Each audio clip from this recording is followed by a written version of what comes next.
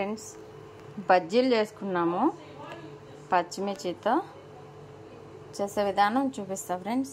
జీలకర్ర ఉప్పు దంచుకొని ఇలాగా కొద్దిగా చేసుకున్నాం ఫ్రెండ్స్. చూడండి ఫ్రెండ్స్, జీలకర్ర ఉప్పు దంచి దాంట్లో కొద్దిగా శనగపిండి కలిపి ఇట్లా మిరపకాయల్లో కొంచెము పెట్టుకుంటే టేస్ట్గా బాగుంటుంది.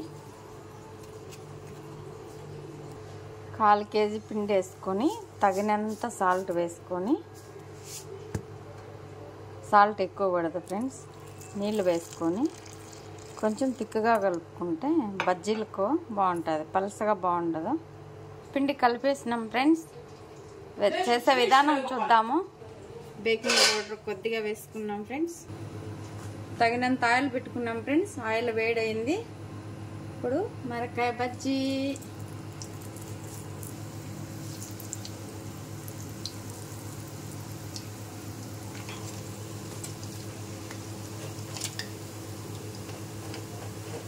బజ్జీ రెడీ అయిపోయింది ఫ్రెండ్స్. చూడండి, టేస్టీగా తినండి.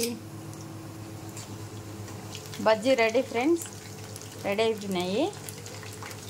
మళ్ళీ కట్ చేసి వేసుకుంటే టేస్ట్ బాగుంటాయి. లైక్ దిస్ కేక్ కట్ చేసుకున్నాం ఫ్రెండ్స్.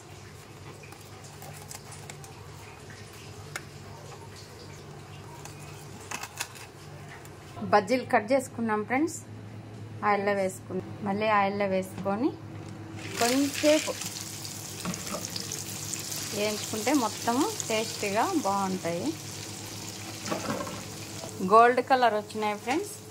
కట్ బజ్జీలు కట్ చేసి మళ్ళీ వేయించితే టేస్ట్గా ఉంటాయి. రెడీ అయిపోయినాయి ఫ్రెండ్స్. హాయ్ ఫ్రెండ్స్, చూడండి, కట్